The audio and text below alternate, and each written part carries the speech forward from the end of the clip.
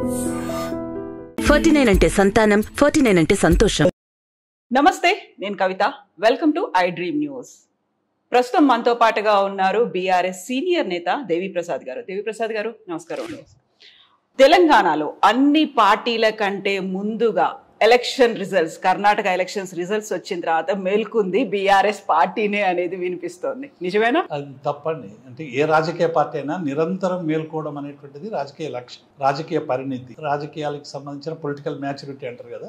అందులో భాగంగా రాజకీయ పార్టీ నిరంతరం మెలకువతో పనిచేయాలి. ఒక్కరోజు ఉలిక్కిపడి లేస్తే ప్రపంచం అంతా మారిపోతుంది. ఆ పరిస్థితిని అర్థం చేసుకోవడానికి మళ్ళా కాసేపు నిద్రపోవాల్సిన పరిస్థితి ఏర్పడుతుంది. కాబట్టి టీఆర్ఎస్ పార్టీ ఇప్పుడు బీఆర్ఎస్ పార్టీగా మారిన తర్వాత నిరంతరం కూడా ప్రజా ప్రయోజనాలని ఎట్లా కాపాడాలి, ప్రజల మౌలిక సౌకర్యాలని ఎట్లా పెంపొందించాలి, దేశ రాజకీయాలు, దేశంలో ఉన్నటువంటి అరాచక రాజకీయ విధానాన్ని ప్రజలకు ఎట్లా అర్థం చేయించగలగాలి, తద్వారా ఒక జాతీయ ప్రత్యామ్నాయ ఎజెండాను ప్రజల్లో ఎట్లా ఆవిష్కరించాలనేటువంటి విషయంలో నిరంతరం కూడా మేలుకొని పనిచేస్తున్నాం తప్ప అది చాలామంది కర్ణాటక ఎన్నికలు కాగానే ఏదో మేము ఉలికిపడి లేచినట్టు, ఎగిరి గంతేస్తున్నట్టు, లేకుంటే కూలబడిపోయినట్టు రకరకాల వ్యాఖ్యానాలు చేస్తూ ఉన్నారు. బీఆర్ఎస్ పార్టీ ఇటువంటి వాటికి దూరం, చాలా ఎత్తుపల్లాలను చూసింది. మీరు కూడా చాలా సీనియర్ జర్నలిస్టు, తెలంగాణ ఉద్యమం అంతా మాతో కలిసి పనిచేసిండ్రు, మీకు అన్నీ తెలుసు. టీఆర్ఎస్ పార్టీ ఎంత ఎత్తుకు ఒక్కొక్కసారి ఎదిగినట్టు, ఒక్కొక్కసారి కింద పడిపోయినట్టు కనబడ్డప్పటికి కూడా నిరంతరంగా ఒక రాజకీయ కార్యాచరణతో ప్రజల్లో పోయింది కనుకనే అనుకున్న లక్ష్యాన్ని మేము సాధించగలిగాం. సో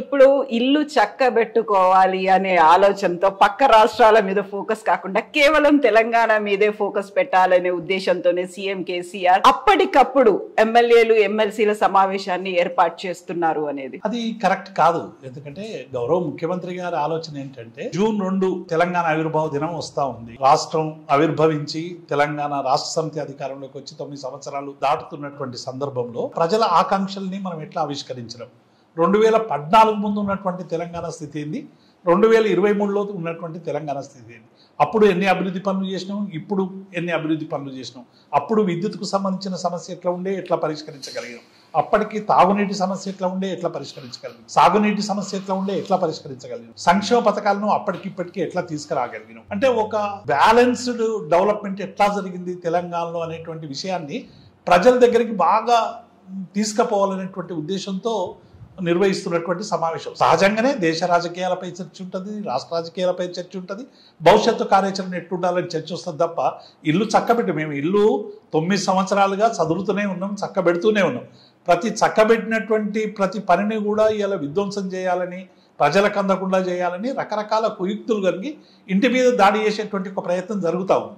కాబట్టి ఇంటిని కాపాడుకోవడంతో పాటు డెఫినెట్గా దేశానికి సంబంధించి ఇటువంటి పెడధోరణులు పెచ్చరిల్లకుండా అటువంటి శక్తుల్ని అడ్డుకోవడానికి అవసరమైనటువంటి రాజకీయ కార్యాచరణ కూడా మా రాజకీయాల్లో భాగం. రీసెంట్ కర్ణాటక ఎలక్షన్స్ కు సంబంధించి చూసుకుంటే అందులో బోల్డంత మంది సిట్టింగ్ ఎమ్మెల్యేలు ఓడిపోయారు. ఎట్ ద సేమ్ టైం మంత్రులుగా పనిచేసిన వాళ్ళు కూడా, వాళ్ళందరూ ఓడిపోవడంతోనే ముందు జాగ్రత్త పడుతున్నారు అనేది ఇప్పుడు తెలంగాణ అసెంబ్లీ ఎలక్షన్స్ మీద ఫోకస్ పెట్టి ఆ తర్వాత పార్లమెంట్ చాలా ఆలస్యంగా వస్తే ఇంకాస్త సమయం ఉంది కాబట్టి దాని మీద ఫోకస్ పెడదాము అనే ఆలోచనలో కూడా సీఎం కేసీఆర్ ఉన్నారు అనేది. కవిత గారు, అంటే ఏ రాజకీయ పార్టీ అయినా డెఫినెట్గా అధికారం పొందడానికి అవసరమైనటువంటి రాజకీయ వ్యూహాలని ఎన్నుకుంటుంది.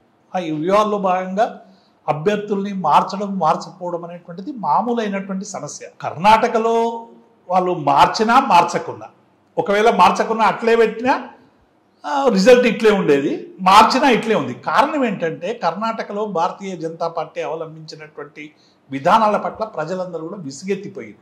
గతంలో ప్రతిపక్షాల మధ్య ఉండేటువంటి అనైక్యత ఏది ఉందో అది కొంచెం ఈరోజు ఐక్యతగా, అంటే ఓట్స్ పోలరైజ్ కావడం వల్ల, ఒక 5% ఓట్స్ జంప్ కావడం వల్ల కాంగ్రెస్ పార్టీ అద్భుతమైనటువంటి, అంటే చాలా కాలం తర్వాత ఒక సుస్థిరమైనటువంటి ప్రభుత్వాన్ని ఏర్పరచుకునేటువంటి అవకాశం వచ్చింది. కాబట్టి క్యాండిడేట్లను మార్చినంత మాత్రాన, లేకుండా మార్చకపోయినంత మాత్రాన రిజల్ట్స్ ఆధారపడి ఉండవు.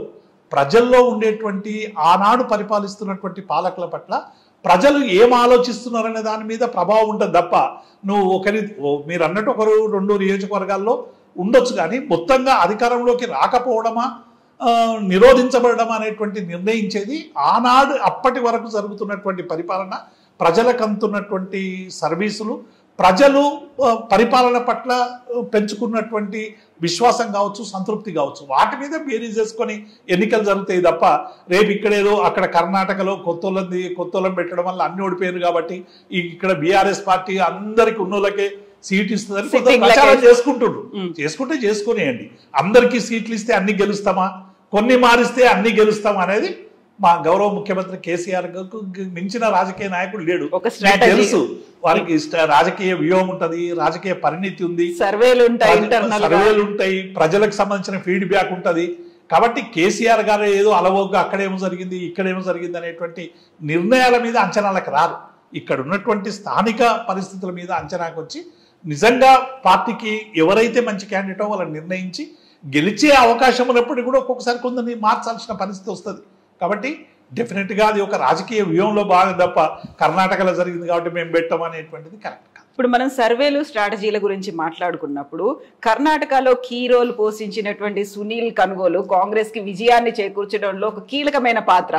సేమ్ అలాంటి స్ట్రాటజీని తెలంగాణలో కూడా అప్లై చేయాలి అనుకుంటున్నప్పుడు మీరు వాళ్ళ ఆఫీసుల మీద అటాక్ చేస్తున్నారు, పోలీసులను ఉపయోగించుకుంటున్నారు, హార్డ్ డిస్క్లను ఎత్తుకెళ్ళిపోతున్నారు, ల్యాప్టాప్లను దొంగిలిస్తున్నారు, ఇలాంటివన్నీ కాంగ్రెస్ కంప్లైంట్ చేస్తోంది. సునీల్ కనుగోలు అనేటైన ఆంధ్రప్రదేశ్కు స్ట్రాటజిస్ట్ అయ్యి ఆంధ్రప్రదేశ్లో కాంగ్రెస్ పార్టీని గెలిపిస్తే అద్భుతమైన, అంటే ప్రజల్లో అంచనాలు లేకుండా స్ట్రాటజిస్టులు మాత్రమే ఎన్నికలు గెలిపిస్తారనే విషయం ఎస్టాబ్లిష్ అయ్యేటువంటి అవకాశం. కాబట్టి కర్ణాటకలో ఉన్న ఫలితాలు గెలిపించినవి తప్ప దాన్ని కొంత స్ట్రీమ్ లైన్ చేయడంలో కొంత వ్యూహకర్తలు పనిచేస్తారు, దాన్ని నేను కాదని. ఇక్కడ సునీల్ కొనుగోలు చేసేటువంటి వ్యవహారం ఏంటంటే ఇక్కడ ఉన్నటువంటి మా నాయకత్వం మీద, మా ముఖ్యమైనటువంటి మంత్రుల మీద, ముఖ్యమంత్రి గారి కుటుంబం మీద అసభ్యకరంగాను అనేక తప్పిదాలని, అనేక అబద్ధాలని ప్రచారం చేసి కుటుంబాన్ని బదనాం చేసేటువంటి ప్రయత్నం, నాయకుల క్యారెక్టర్ని అసెస్ చేసేటువంటి ప్రయత్నం చేస్తున్నారని వ్యక్తిగతమైన అటాక్లు వచ్చింది. ఇప్పుడు గాంధీ భవన్ కు సంబంధించి గాంధీ భవన్ లో రోజు జరుగుతాయి, మేము గాంధీ భవన్ మీద ఏమైనా అటాక్ చేస్తామా? కాబట్టి రాజకీయ కార్యాచరణ వేరు, మీ ట్రోలింగ్స్ వేరు. ఎట్లయిపోయిందంటే వ్యక్తిగతంగా రాజకీయ నాయకులకు సంబంధించినటువంటి క్యారెక్టర్ అసాసినేషన్ చేస్తూ ఉన్నారు. నిజంగానే విధానాలకు సంబంధించినటువంటి ఏమైనా నిర్ణయాలు అవి ఉంటే డెఫినెట్గా వాటి మీద మనం ఎవరమైనా మాట్లాడవచ్చు. కానీ అట్లా మాట్లాడకుండా కేవలం వ్యక్తిగతమైనటువంటి వాటికి దిగడం అనేటువంటిది కరెక్ట్ కాదనేది మా అభిప్రాయం. సో ఇప్పుడు చేరికలు అనేవి ఎలా ఉంటాయి? ఇప్పుడు మనం కాస్త పక్క రాష్ట్రాల నుంచి, ముఖ్యంగా మహారాష్ట్ర నుంచి ఎక్కువగా చేరికలు ఉన్నాయి. ఇప్పుడు ఫోకస్ పెట్టాల్సింది అంతా తెలంగాణ మీదే కాబట్టి తెలంగాణకు సంబంధించి చేరికలు అనేది ఎలా ఉంటాయని మీరు అనుకుంటున్నారు? ఇక్కడ నుంచి బహిష్కరించినటువంటి ఇద్దరు నేతలు బీజేపీ కాంగ్రెస్ అని చూస్తున్నారు. కర్ణాటక ఎలక్షన్స్ తర్వాత ఎటువైపు వెళ్తే బెటర్ అనేది వాళ్ళు ఒక డెసిషన్ తీసుకున్నట్టు కనిపిస్తుంది. సో మీ ఫోకస్ ఇప్పుడు జూపల్లి కృష్ణారావు కావచ్చు, లేకుంటే పొంగులేటి కావచ్చు, ఈ ఇద్దరు అసలు ఈ రాష్ట్రంలో ఎవరు ప్రత్యామ్నాయం అనేటువంటి నిర్ణయించే దగ్గర చాలా తటపటాయిస్తా ఉన్నారు. అంటే ఇక్కడ ప్రత్యామ్నాయం ఉందా లేదా, అసలు ప్రత్యామ్నాయం ఉంటే ఇద్దరిట్లో 1 ఎవరు 2 ఎవరు అనే దగ్గరనే ఇంత సంఘర్షణ పడతా ఉన్నారు. 6 నెలలు ఉన్నాయి ఎలక్షన్లు. కాబట్టి వాళ్ళే, అంటే ఒక పరిణితి చెందినటువంటి రాజకీయాల్లో చాలా కాలం ఉన్నటువంటి వాళ్ళే ఏ పార్టీ బీఆర్ఎస్ పార్టీకి దగ్గరగా ఉంటుందో నిర్ణయించుకోలేక సతమతమవుతూ చౌరస్తాలో నిలబడ్డ పరిస్థితి మనం చూస్తూ ఉన్నాం. కాబట్టి ఇక్కడ ఎవరు అనేది తేలడానికే ఇన్ని సమస్య పడుతుంది. చేరికలకు సంబంధించినటువంటి ప్రస్తావన లేదు. నిజంగానే ప్రతి పార్టీలో వస్తుంటారు, పోతుంటారు. ఏ రాజకీయ పార్టీ హౌస్ఫుల్ అని బోర్డు పెట్టదు, ఏ రాజకీయ పార్టీ మాకు పెట్టదు. కాబట్టి రాజకీయ పార్టీలో మంచి రాజకీయ పార్టీల కల్లా కూడా పోతారు, మా దగ్గర నుంచి కూడా పోతారు కొంతమంది. ఎందుకంటే కొందరికి పొలిటికల్ ఆస్పిరేషన్స్ నిండకపోతే, రాజకీయ పరమైనటువంటి వారి ఆకాంక్షలు సరైనటువంటి రీతిలో పార్టీ నెరవేర్చలేదని అనుకున్నప్పుడు, ఎమ్మెల్యే కావాలనుకుంటాడు, ఈసారి అవకాశం లేదనుకోండి, డెఫినెట్గా ఆయన ఇంకొక పార్టీలకు పోయేటువంటి అవకాశం ఈ రాజకీయాల మామూలు. ఎందుకంటే రాజకీయాలలో ఉన్న వాళ్ళు అందరూ కూడా ఓ సిద్ధాంతానికి, నిబద్ధతకి కట్టుబడి ఉంటారు, జీవితకాలం అదే పార్టీలో ఉంటారు అనేటువంటి ఒక భావన చెదిరిపోయింది. కాబట్టి చేరికలు ఎటుపోతాయి అనేటువంటిది సమస్య పక్కకు పెట్టి ప్రజలు ఎవరిని చేరదీస్తారనే దగ్గర ఇక్కడ నిర్ణయించబడి ఉంటుంది. అయితే ఇప్పుడు మనం బీజేపీని ఎండగట్టే ప్రయత్నం బీఆర్ఎస్ చేస్తుంది అనేది, ఆ తర్వాత రైతే రాజు కావాలి, రైతే ఈ రాజ్యాన్ని నడపాలి అనుకొని ఇన్ని చెప్పినప్పుడు, ఇన్ని రకాల లూప్ హోల్స్ అనేది మతం పేరుతో బీజేపీ జరుపుతోంది అనుకున్నప్పుడు, మహారాష్ట్ర మార్కెట్ యార్డ్ ఎన్నికల్లో పోటీ చేసినటువంటి బీఆర్ఎస్ కర్ణాటక తరఫున జేడీఎస్ లో కుమారస్వామిని ముఖ్యమంత్రిని చేయిస్తాము అని చెప్పినప్పటికీ కూడా కనీసం అటువైపు మొహం చూడలేదు, క్యాంపెయిన్ లో పాల్గొనలేదు అనేటువంటి ఒక మాట కూడా వినిపిస్తోంది. ఎందుకని ఒక్కటి మేము అంటే మీరు అన్నట్టు కుమారస్వామితో తొలినాళ్లలో మొన్నటి వరకు కూడా ఒక జాతీయ ప్రత్యామ్నాయానికి మద్దతులో భాగంగా మేము జేడీఎస్ తో చర్చలు జరిపిన మాట వాస్తవం, మాతో కలుస్తానని ఆయన చెప్పిన మాట వాస్తవం. దీనిలో భాగంగా మేము అనేక మందిని కలిసినాము, స్టాలిన్ కలిసినాము, దీదీని కలిసినాము, మన ఒరిస్సా ముఖ్యమంత్రిని కలిసినాము, పట్నాయక్ని కలిసినాం, ఆపుకు సంబంధించినటువంటి వాళ్ళకి కలిసినాం. అంటే ఒక జాతీయ ప్రత్యామ్నాయాన్ని పెడుతున్నటువంటి సందర్భంగా అనేక రాజకీయ పార్టీల ఆలోచనని తెలుసుకునేటువంటి ప్రయత్నం చేసినాం. కొందరు మాతో కలిసి వచ్చేటువంటి ఉన్న వాళ్ళు చెప్పినారు, యాదవ్ లాంటి వాళ్ళు రేపు ఏం చేస్తారో తెలియదు. ఎందుకంటే ఈ రాజకీయ పార్టీలు అన్నీ కూడా ఒక సిద్ధాంతం బేస్తో ఏర్పడినటువంటి పార్టీలు కావు, రకరకాల ఆకాంక్షలతో ఏర్పడినటువంటి పార్టీలు, రకరకాల ప్రాంతీయ పరిస్థితులకు అనుగుణంగా పెట్టుకున్నటువంటి పార్టీలు. కాబట్టి జేడీఎస్ మొదలు మాతో కలిసి వస్తానని చెప్పిండ్రు, మేము సరే ఓ జాతీయ ప్రత్యామ్నాయంలో ఒక అఫిలియేటెడ్ మెంబర్గా ఉంటుంది అనుకున్నాం.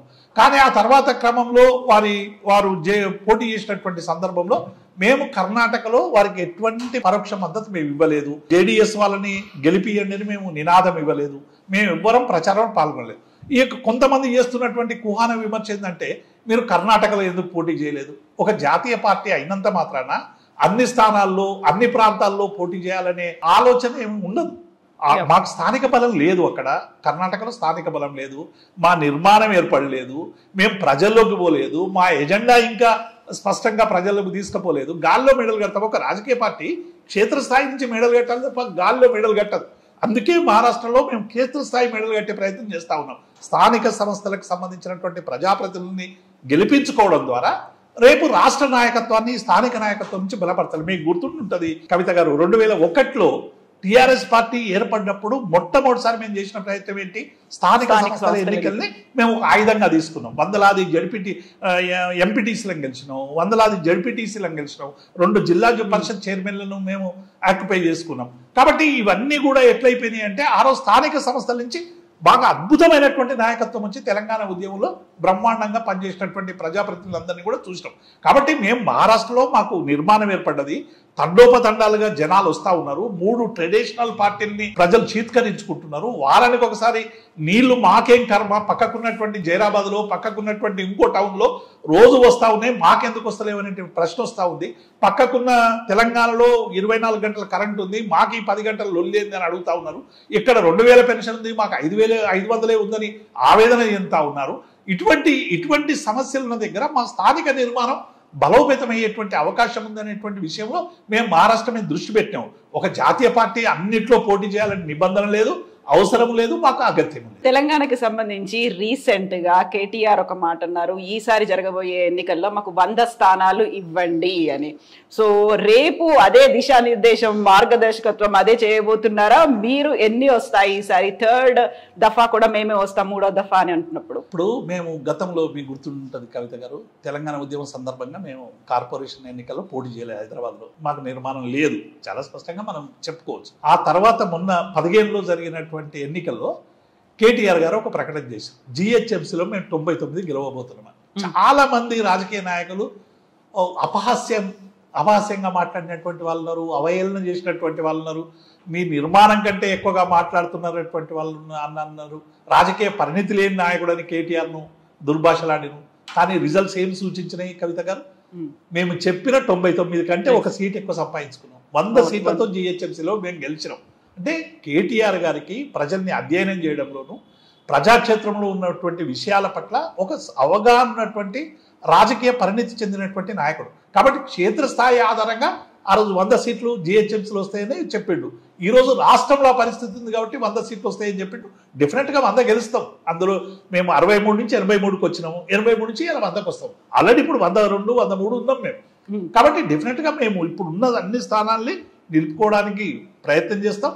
ప్రజలు ఆశీర్వదిస్తే ఉన్న 103 వస్తాయి, లేకుంటే 100కు పరిమితం. సో అక్కడ ఏమైనా లూప్ హోల్స్ ఏమన్నా ఉంటే అవన్నీ బిగిన్ చేసి సెటిల్ చేస్తారు. డెఫినెట్ గా రాజకీయ ప్రజాప్రతినిధులందరూ కూడా ఒకే మోడ్లో ఒకే రాజకీయ పరిణితితో ఉండరు. డెఫినెట్ గా ఒక్కొక్కరి పరిణితి ఒక్కొక్క రకంగా ఉంటది.